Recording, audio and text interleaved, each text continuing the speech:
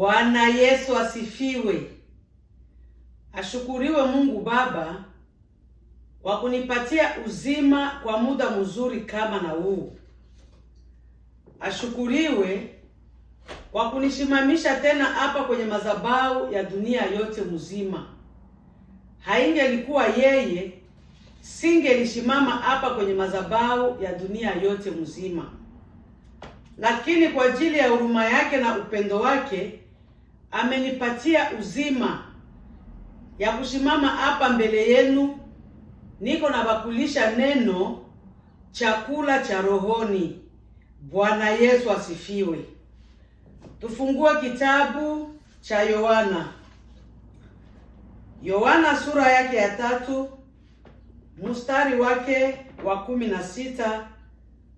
Tunashuka ku mstari wa 17.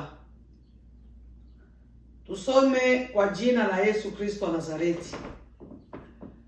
Kwa maana jinsi hii Mungu aliupenda ulimwengu hata akamtoa mwanaye wa pekee, ili kila mtu amwaminie asipotee, bali awe na uzima wa milele.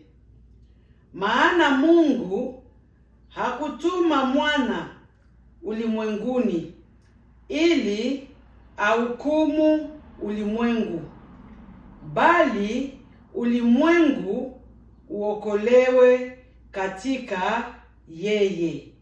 Tuombe Mungu. Baba, katika jina la Yesu Kristo Nazareti, mimi nakushukuru, mimi nasema asante kwa neno hili. Ili neno watoto wako watakaposikia ili neno, Baba, takasa ili neno, izame ndani ya moyo wao kama vile gari inavyozama ndani ya shimo, ndivyo hii neno izame ndani ya moyo wao. Waitafakari usiku na mchana, katika jina la Yesu Kristo Nazareti ninaombea neno hili, amen. Bwana Yesu asifiwe. Somo letu ni upendo. Tunaona gisi Mungu alivyopenda hii dunia. Mungu alipenda hii dunia na akapenda pia na sisi batoto yake benye tuko ndani ya hii dunia. Na kwa sababu ya upendo mwingi sana akamtosha mwana wake wa pekee hakuye kutukomboa. Ile ni upendo tofauti na upendo ingine. Hakuna mwanadamu mwenye anaweza tosha mtoto wake kwa ajili ya mwenzake mwanadamu.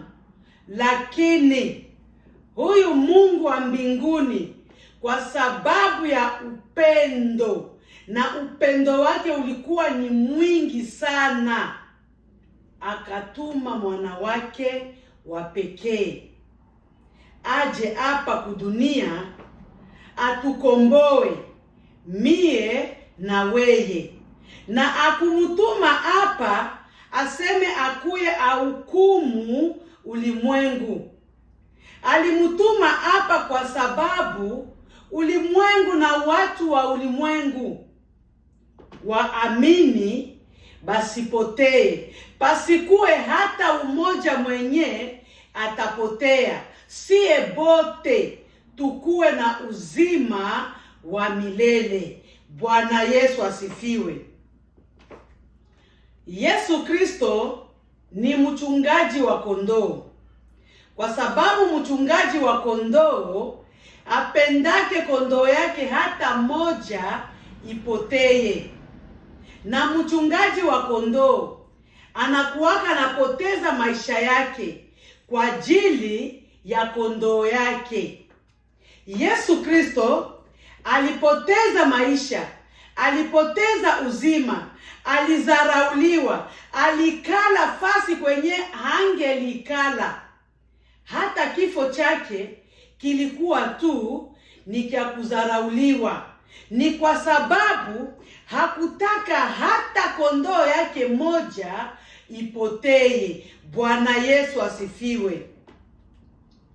Daudi alikuwa ni mchungaji wa kondoo, na alikuwa anapenda zile kondoo zake, na kwenye alikuwa anachungia zile kondoo ni mpori.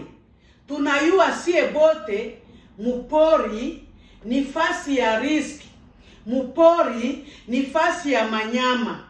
Lakini kwa sababu ya kupenda kondoo zake, kwa sababu ya kupenda uchungaji wake, yeye hakujali kama mwa hii pori munaweza tokea kitu kibaya kia kumzuru yeye na kuzuru zile kondoo. Yeye hakujali, akaenda tu mule mpori na kondoo zake, akaanza kuzichunga. Na kwa sababu alipenda kondoo zake, Mungu akasema, huyu Daudi anapenda kondoo. Daudi ni mchungaji wa kondoo. Acha nimtie amo nguvu na ujasiri, kwa sababu hii pori yenye kwamo hii sio pori ya watu, ni pori ya wanyama. Bwana Yesu asifiwe. Daudi anekala mule. Daudi anasikia mulio ya chui wala ya simba. Daudi anajiprepare. Anasema hapa, simba ikikuya wala chui ikikuya, itaturarua shie bote. Kama haibebe hii kondoo, itanibeba mie. Kumbe sasa, acha nijiprepare, nijitayarishe. Na kwa sababu Mungu alikuwa alishamtia nguvu na ujasiri kutokana na gizi anapenda kondoo zake, simba ikakuya. Ye ule na simba banaanza komba, banavurugana mpaka anaua ile simba. Ingine nakuya vile vile, banavurugana mpaka anaua ile ingine kidudu yenyewe ilikuwa nakuya kukamata zile kondoo zake. Ni kwa sababu alipenda kondoo yake, hakupenda hata kondoo moja ipotee. Yeye alipenda kondoo zake kama ziko 100 na zibakie 100, ziende zinazalana, ziende zinaongezeka. Ndio kwa maana alikuwa anafanya simba tu ikakuja, anaipiganisha kwa sababu isibebe kondoo yake hata moja. Ile ni upendo yenye Daudi pia alikuwa anatia kwa zile kondoo zake. Kama vile Yesu Kristo naye alitosha uzima wake kwa ajili yako na mimi, ili mimi na wewe tupate uzima wa milele. Bwana Yesu asifiwe. Kama wewe uko mchungaji na uko na batu bengi ndani ya kanisa yako, kuna makanisa zenye ziko na batu bengi mpaka hayuwe hata mtu mwenye anakuwaka na ingia ndani ya kanisa yake.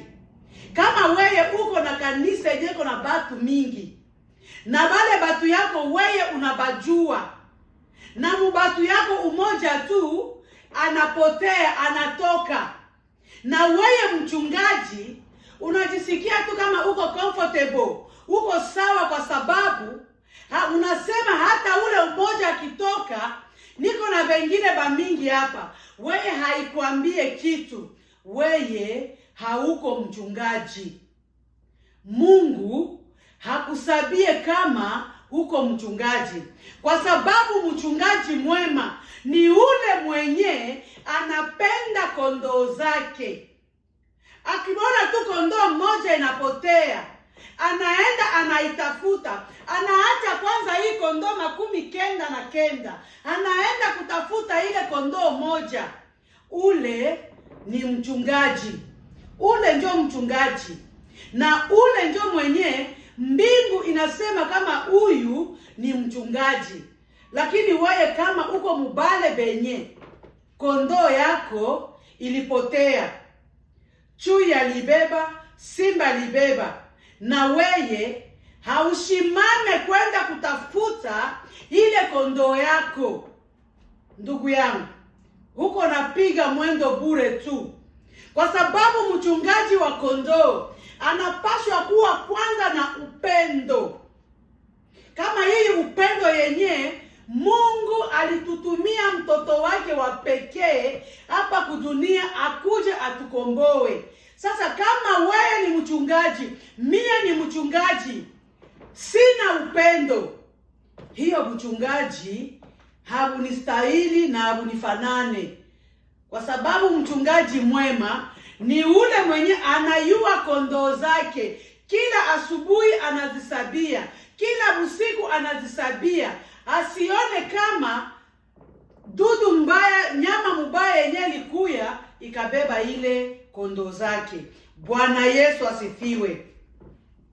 Na mchungaji haiko tu pastor wala mwenjilisti wala mwenye kupanda kukila madhabahu yeyote ile. Hapana.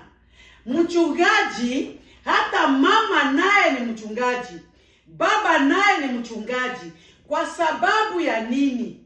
Bale batoto benye iko na chunga ndani ya nyumba, nabo ni makondoo. Na huyo baba wala huyo mama hawezi kubali hata kondoo yake moja ipotee. Hawezi kukubali. Lazima tu naye aende anatafuta ile kondoo kwenye ilipotelea.